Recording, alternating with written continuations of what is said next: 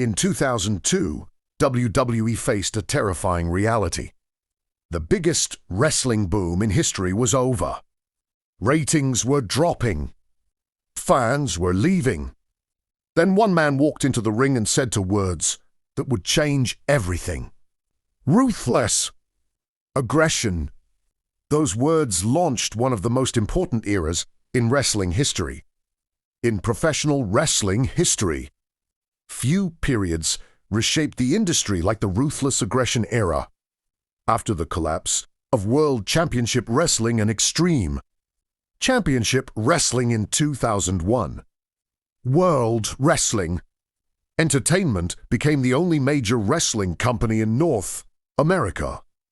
The famous Monday Night War was over. But something unexpected happened. Without competition, WWE began losing momentum. Ratings for WWE Raw and WWE SmackDown started to decline, and fans felt the product had become stale. WWE needed new stars. Legends, not established icons. They needed hungry newcomers willing to fight for their place in the industry. And in 2002, Chairman Vince McMahon gave a speech that would define the future of the company. He demanded ruthless aggression. To understand the Ruthless Aggression Era, we need to go back to the end of the Attitude Era. During the late 1990s, WWE was driven by megastars like Stone Cold Steve Austin, The Hockey, and Triple H. The Attitude Era was chaotic, edgy, and controversial. It helped WWE defeat WCW in the famous Monday Night War. But by 2001, things had changed. WCW was purchased by WWE. ECW went bankrupt. For the first time in years, WWE had no real competition. At first, this seemed like a victory. But without rivalry between companies, creative energy slowed down. Then another problem emerged. Several top stars began leaving full-time wrestling. The Rock started focusing on Hollywood. Steve Austin's career was slowing due to injuries. The Undertaker was transitioning into a different role. We needed the next generation. And in June 2002, during an episode of WWE Raw, Vince McMahon delivered a speech that would define a new philosophy. He demanded that every wrestler show ruthless aggression. Moments later, a young rookie answered that challenge. His name was John Cena. When John Cena stepped into the ring against Kurt Angle on WWE SmackDown in June 2002, nobody knew what would happen. Cena was a complete unknown. But when Angle asked him what he had, Cena replied with two simple words: ruthless aggression. That moment symbolized the beginning of a new era. WWE started focusing on creating new stars, and several young wrestlers quickly rose through the ranks. One of them was Brock Lesnar. Lesnar debuted in 2002 as a dominant force. Within months, he defeated The Rock at SummerSlam to become the youngest WWE champion at the time. Another rising star was Randy Orton.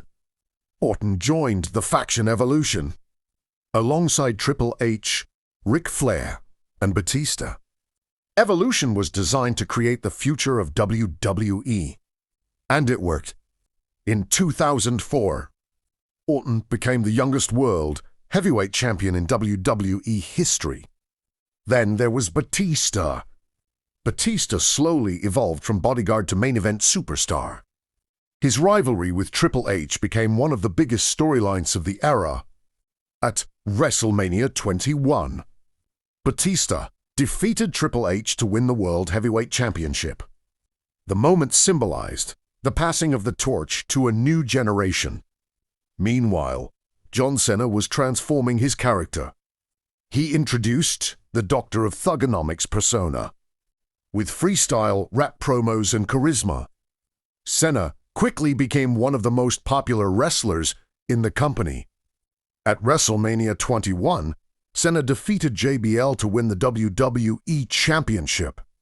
By 2005, Cena had become the face of the company. But the Ruthless Aggression Era wasn't just about new stars.